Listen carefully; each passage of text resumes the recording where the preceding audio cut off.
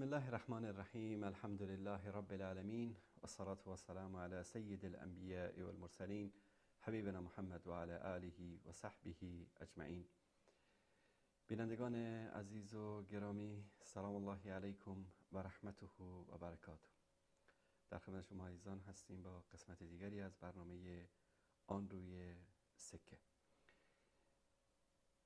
همونطوری که دوستان با این برنامه آشنا هستن که ما عادتاً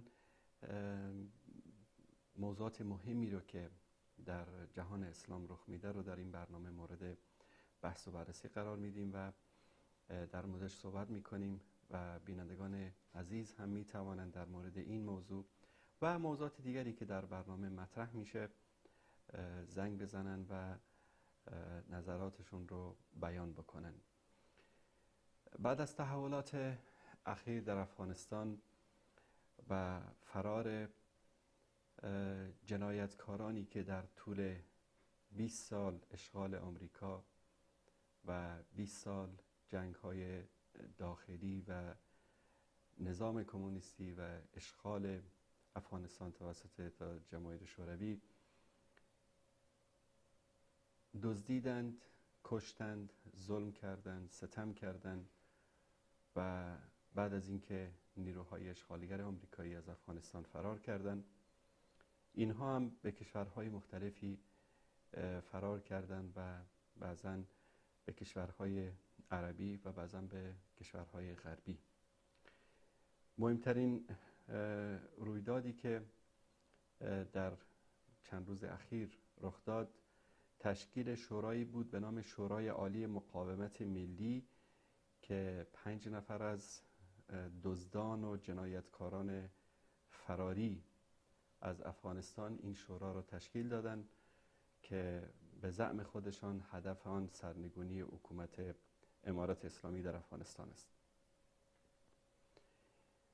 در این برنامه می‌خوایم کمی در مورد این افراد صحبت بکنیم تا چهره‌های زشت اینها رو بیشتر برای شما عزیزان معرفی بکنیم که اینها کیا هستند و هدف اینها از تشکیل این شورا چیست و چرا در این زمان میخواهند باز دوباره در میدان افغانستان، در این سرزمینی که سالها ملتش زجر و ستم چشیدند از دشمنان مختلف، دوباره برای خود جای پای باز بکنن و دوباره به ظلم و ستم و دزدی و غارتگری خودشان ادامه بدن. اول میریم شخصیت هایی که این شورا را تشکیل دادند. این شخصیت ها را تک تک در موردشون صحبت میکنیم. دوستان اگر تصویر اینها رو داشته باشند که اعضای این شورا عبدالرب رسول سیاف است، عبدالرشید دوستم، محمد محقق،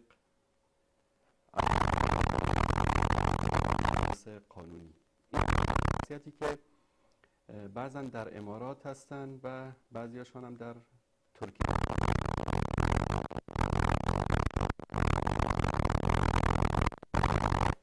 آرای مقاومت ملی در مقابل طالبان.